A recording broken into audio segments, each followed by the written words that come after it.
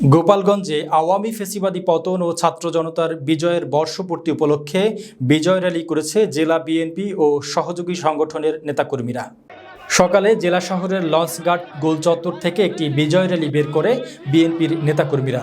র্যালিটি জেলা শহরের বিভিন্ন সড়ক প্রদক্ষিণ করে ওই একই স্থানে এসে শেষ হয়। পরে সেখানে জেলা বিএনপির আহ্বায়ক শরীফ রফিকুজ্জামানের সভাপতিত্বে অনুষ্ঠিত সমাবেশে বক্তব্য রাখেন জেলা বিএনপির সদস্য সচিব কাজী আবুল খায়ের, জেলা বিএনপির সদস্য doctor KM Babar, advocate MA Selim, advocate Toufiqul Islam, জেলা বিএনপির সদস্য SM জিয়াউল কবির বিপ্লব, সদর উপজেলা বিএনপির সভাপতি শিকদার শহীদুল ইসলাম লেলিন, সাধারণ সম্পাদক ফজলুল কবির দারাসহ আরও অনেকে।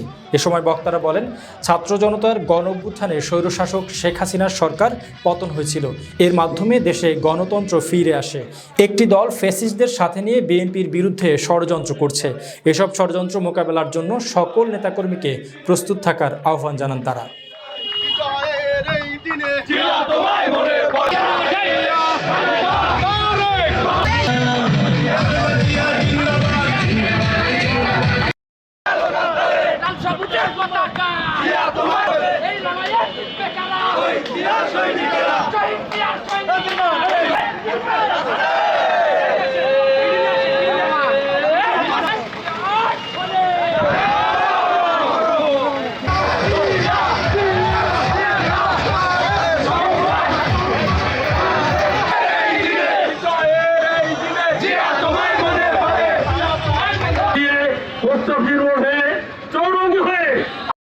আপনাদের সামনে সংক্ষিপ্ত আকারে মূল্যবান বক্তব্য রাখবেন র্যালি উত্তর আলোচনা সভার সম্মানিত প্রধান অতিথি পক্ষ থেকে শুভেচ্ছা অভিনন্দন জানাই।